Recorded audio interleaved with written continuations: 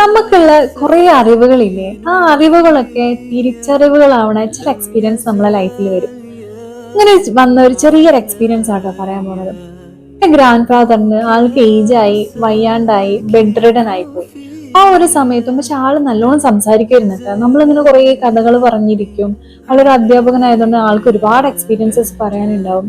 അങ്ങനെ ഞാൻ ഉപ്പാന്നാണ് ആളെ വിളിക്കുക. അങ്ങനെ ഉപ്പന്റെ അടുത്ത് പറഞ്ഞു, മോക്ക് ഉപ്പാന്റെ അടുത്ത് എന്തെങ്കിലും ചോദിക്കാനുണ്ടെങ്കിൽ ചോദിക്കുന്നു പറഞ്ഞു.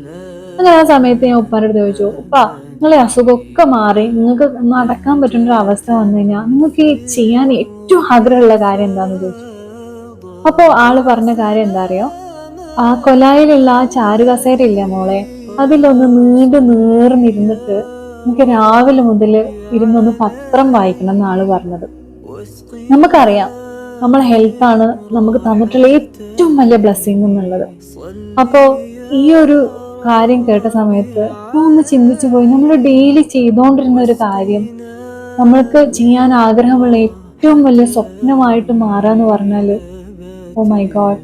നിങ്ങൾക്ക് എന്താ അതിനെ കുറിച്ച് പറയാനുള്ളതെന്ന് കമന്റ് ചെയ്യാട്ടോ. Thank you so much.